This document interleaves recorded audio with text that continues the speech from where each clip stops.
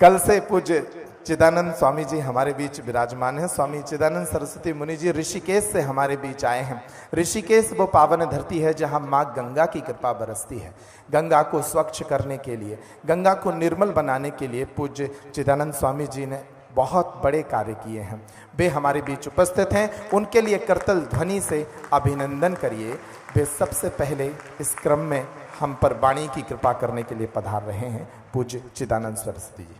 भारत माता की, दोनों हाथ खड़े करके पीछे वाले भी, भारत माता की, वंदे वंदे, जय श्री राम, जय श्री राम, जय हनुमान, जय बालाजी, जय बागेश्वर, सनातन धर्म की, सनातन धर्म की, बागेश्वर धाम की, हर हर।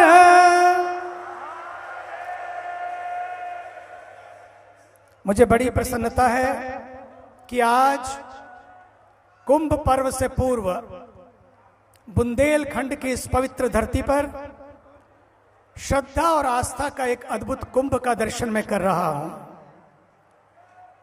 सबसे पहले मंच की पावन पवित्रता को प्रणाम करते हुए अभी अभी हमारे बीच में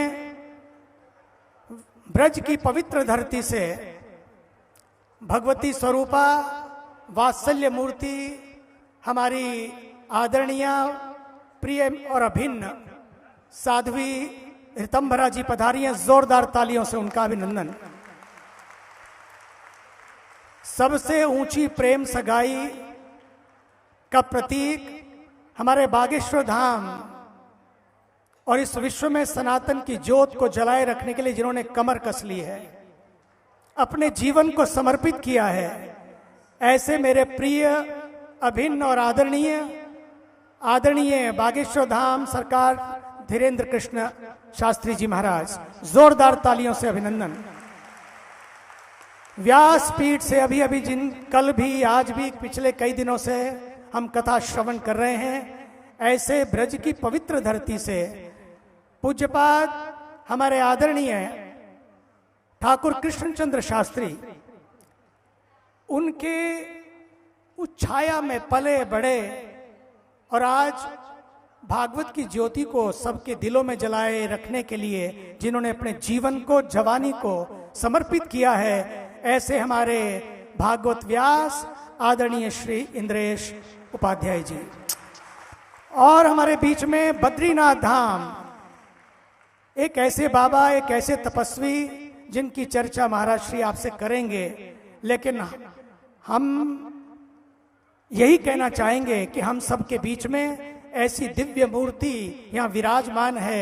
आदरणीय बाल संत हमारे बाल कृष्ण जी, मैं तो ये कृष्ण कहूँ, वैसे योगेश्वर जी हैं ये, लेकिन बाल कृष्ण भी हैं, बाल योगेश्वर भी हैं। आदरणीय महाराज श्री, आदरणीय अयोध्या के पवित्र आदरणीय संत महंत राजू दास जी महाराज एवं मंच पर विराजमान, मंच के सामने चारों तरफ बड़े प्यारे प्यारे संत बैठे हैं। मैं आज इतना ही कहना चाहता हूं कि देखिए, बुंदेले हर बोलों के मुंह हमने सुनी कहानी थी, खूब लड़ी मर्दानी वो तो झांसी वाली रानी थी। बुंदेलखंड की वो परंपरा, लेकिन आज एक और परंपरा जिन्होंने कायम की है वो है सनातन, वो है हमारी सनातन परंपरा को जीवंत रखने के लिए भगवान ने, लोग भगवान को चुनते हैं,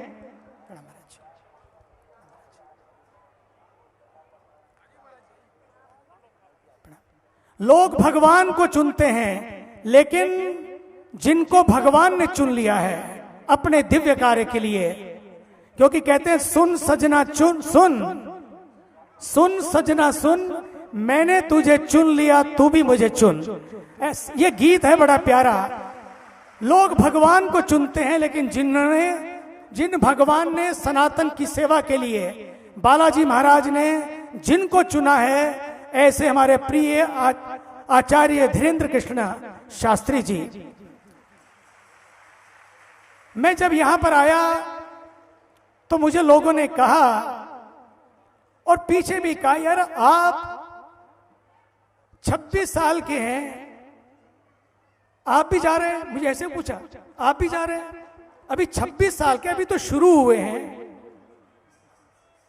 तो मैं आज यहां कहने देना चाहता हूं, खासकर गढ़ा गांव वासियों को, बुंदेलखंडियों को और पूरे भारत को, ध्यान से सुनिए आप लोग। कई बार बड़ा भ्रम होता है। आइंस्टीन जो इस देश के नहीं पूरे विश्व के एक बहुत बड़े वैज्ञानिक हुए, उन्होंने महात्मा गांधी के लिए कहा था, एक दिन आएगा 100 साल के बाद लोग याद करेंगे कि एक थोड़ी सी हड्डियों में चलता फिरता इंसान इस धरती पर आया था। मैं कहना चाहता हूं कि आज सनातन की ज्योति को जलाए रखने के लिए बुंदेलखंड का ये भाग्य है कि इसी धरती से बुंदेलखंड ने एक ऐसा युवा दिया है, एक ऐसा सनातन धर्म की ज्योत जलाने वाला एक समर्पित संत दिया है। ये धरती याद करेगी, ये मैं कहना चाहता हूं। और ये भी कहना चाहता हूं कि इस देश में नहीं पूरे विश्व के लोग याद करेंगे, एक दिन याद करेंगे कि भारत को ऊर्जावान, यशस्वी, तपस्वी प्रधानमंत्री के रूप में एक ऐसे प्रधानमंत्री मिले हैं, श्री नरेंद्र मोदी जी। ये सब विभूतियां हैं। यद यद विभूति मत सत्वम, भगवान ने कहा है, इन सब में, इन सब विभूतियों में मेरा ही रूप देखो, मेरे ही स्वरूप को देखो। इसलिए जब आप दर्शन करते हैं, केवल धीरेन्द्र कृष्ण का नहीं करिए, बल्कि इनके भीतर वही योगेश्वर, वही दादा। आप सोचिए, दादाजी सन्यासी बाबा तो हैं, लेकिन साथ साथ दादाजी का नाम भी क्या, सेतुलाल, जो प्रथम पुजारी सेतु बनाने के लिए जिन्होंने उनका नाम ये एक लाल दिया, उनका नाम था सेतुलाल। और ये है सनातन के सेतु, सनातन के सेतु जो लाल उन्होंने दिए हैं। एक बार मैं आपको बता दूं, मैं तो बचपन से आया इस लाइन में, अनेकों तीर्थों पर गया। कई बार तीर्थ भी ऐसा संत नहीं दे पाते, लेकिन एक संत जहां बैठ जाता है वो तीर्थ बन जाता है। मुझे तो लगता है ये एक तीर्थ बन गया है, और इस तीर्थ से अब उनका एक ही संदेश है, देखो भैया, सनातन जो था, जो है और जो रहेगा, सनातन जिसकी वजह से सुरक्षा है, जिसकी वजह से स्थिरता है, जिसकी वजह से शांति है, अस्मिता है, अखंडता है, और विश्व को जिसने विश्व मंगल की शांति के सूत्र दिए हैं, उस सनातन को अपना जीवन समर्पित करके केवल एक ही मांग है कि जगे रहो, जगे रहो और जगे रहो। कल आपने कथा में सुना था, बहुत सारे सूत्र सुने थे, प्रहलाद जी की भक्ति की शक्ति को भी सुना था। ये इस देश की भक्ति और शक्ति है जो हम सबको आगे बढ़ने का संदेश देती है, और यही शक्ति पूरे विश्व को एक दिन एहसास कराएगी कि सनातन है तो भारत नहीं केवल, सनातन है तो विश्व है। पूरे विश्व को देखने के बाद मैं कह सकता हूं, अगर सनातन है तो अहिंसा है। पूरे विश्व में युद्ध का दौर जारी है, लेकिन उस युद्ध के दौर में एक मंच ऐसा इन पूज्य संतों का जिसने कहा, वार इज नॉट द वे, प्यार इज द वे, प्यार इज द वे और संस्कार इज द वे। इसलिए अपनी जड़ों से जुड़े रहिए, अपने संस्कारों से जुड़े रहिए। भारत के प्रधानमंत्री जी ने कल कहा कि भारत मेरा परिवार है, भारत मेरा परिवार है। ये बहुत बड़ी बात है, और जिस धरती पर विश्व को हम अपना परिवार मानते हैं, आज समय आ गया है पहले भारत का हर व्यक्ति एक दूसरे के साथ जुड़े, जाति पाति की इन दीवारों को तोड़ें, ऊंच नीच को, छुआछूत, इस भेदभावों को तोड़ें और दिलों को जोड़ें, और सबको साथ लेकर चलने का हम खाई है रे हमने कसम संग रहने की।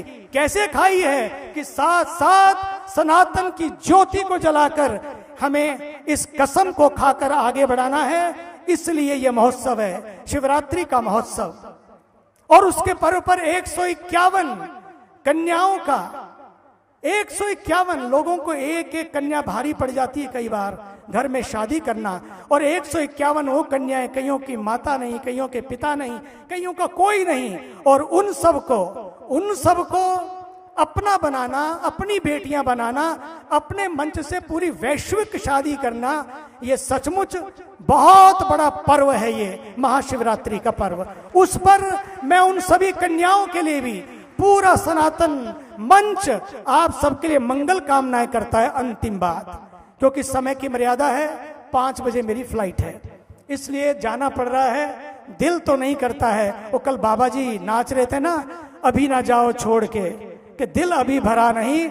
मेरा भी मन पुनः आने का है, बार बार आने का है, लेकिन महाराज श्री को मालूम है कुछ मजबूरी है जिसकी वजह से मुझे जाना होगा। अंतिम बात, बाबा जी आपने जो शहीदों के लिए एक यज्ञ रचाया है, शहीदों के सम्मान में 108 विष्णु महायज्ञ, महाराज श्री ने एक संकल्प लिया है। भैया देखो, अपनी जान सबको प्यारी होती है, कीड़े और मकोड़ों को भी प्यारी होती है, लेकिन अपनी जान की कुर्बानी दूसरों की जान बचाने के लिए लगा देना, ये किसी भी समर्पण से कम नहीं है, त्याग से कम नहीं है। और सैनिक हैं तो हम हैं, सैनिक हैं तो सुरक्षा है, सैनिक हैं तो अस्मिता है, और सच्ची मानिए सैनिक हैं तो संस्कृति बचेगी, और ये सनातन के सैनिक हैं तो संस्कृति बची हुई है। इसलिए, और वो सैनिक जो वेतन के लिए नहीं बल्कि वतन के लिए काम करते हैं,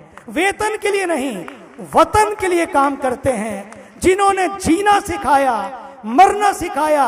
जियो तो वतन के लिए, मरो तो वतन के लिए। और मरते वो हैं जो अपने लिए जीते हैं, उनका मरण होता है, लेकिन जो समाज के लिए, राष्ट्र के लिए, सनातन के लिए जीते हैं, उनका स्मरण होता है। इसलिए आज हम उनको याद कर रहे हैं, उनका सम्मान कर रहे हैं। पुनः समय की मर्यादा को देखते हुए बहुत सारे भाव कथा में कल सुना, कथा में आज सुना, जो शाप, ताप और पाप से मुक्त करने वाली कथा है, उसका भी आपने यहां से सबको लाभ प्रदान करा। ये सारे यज्ञ, मैं कई बार सोचता हूं, ये सारे यज्ञ बाहर हो रहे हैं, लेकिन एक महापुरुष ऐसा है जिसने अपने जीवन को यज्ञ बना लिया, जीवन को यज्ञ बना लिया। जोरदार तालियों से बागेश्वर सरकार का अभिनंदन करते हुए प्रणाम पूर्वक वहां से भारत माता की, भारत माता की। धन्यवाद।